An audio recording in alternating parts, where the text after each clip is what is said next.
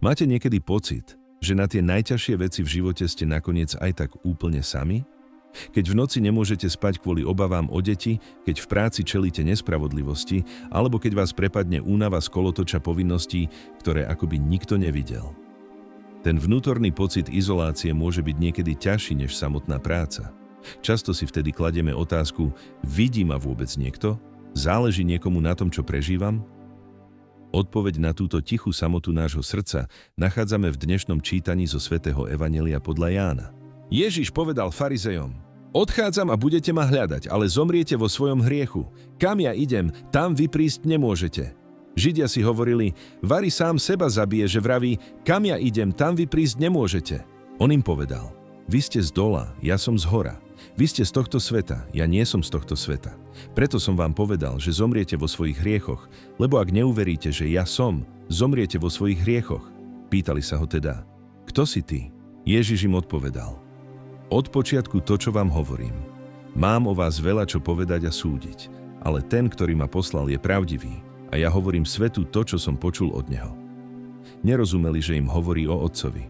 Ježiš im teda povedal: Keď vyzdvihnete Syna človeka, poznáte, že ja som a že nič nerobím sám od seba, ale hovorím tak, ako ma naučil Otec. A ten, ktorý ma poslal, je so mnou. Nenechal ma samého, lebo ja vždy robím, čo sa páči jemu. Keď to hovoril, mnohí uverili v neho. Možno si hovoríte, čo znamenajú tie prísne slová o svete z dola a z hora pre nás, keď ráno vstaneme do práce alebo riešime hádku s partnerom. Ježiš v tomto texte hovorí jednu kľúčovú vetu, ktorá môže zmeniť váš pohľad na dnešný deň. Nenechal ma samého. Všimnite si ten pokoj, ktorý z neho sála.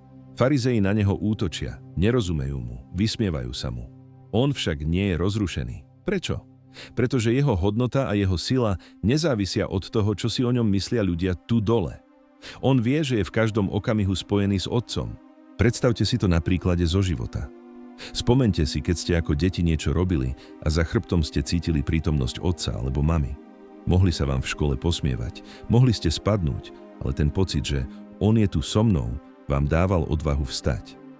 My sme však v dospelosti na tento pocit zabudli. Uzatvorili sme sa do sveta z dola, do sveta tabuliek, účtov, diagnóz a rodinných konfliktov. A v tomto uzavretom svete sa cítime smrteľne sami. Ježiš nás dnes pozýva hore. Pozýva nás uveriť, že to ja som nie je len teologická fráza. Je to prísľub, že uprostred vašej kuchyne, vo vašej kancelárii alebo v čakárni u lekára je prítomný niekto, kto vás nenechal samých. Keď si toto uvedomíte, zmení sa váš tón hlasu, zmení sa vaša reakcia na kritiku.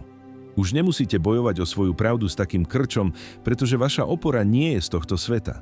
Skúsme dnes jednu malú vec. Počas dňa, keď pocítite napätie, možno pri dlhom čakaní v rade alebo keď vás niekto v rozhovore nahnevá, nepustite sa hneď do obrany alebo sťažovania. Na 3 sekundy sa v duchu zastavte a povedzte si: Nenechal ma samého, on je tu so mnou. Urobte to predtým, než zdvihnete telefón nepríjemnému klientovi alebo než začnete vyčítať manželovi nevynesený kôš. Toto krátke vedomie Božej prítomnosti vnesie do vášho nepokoja kúsok neba. Ďakujem, že ste dnes venovali tento čas Bohu. Budem vďačný, ak sa dolu v komentároch podelíte o svoju myšlienku, svedectvo alebo modlitebný úmysel. Spoločne môžeme na seba myslieť. A aby ste na týchto pár minút nezabudli ani zajtra, dajte si odber a zapnite si zvonček. Toto bolo naše spoločné kráčanie s Ježišom.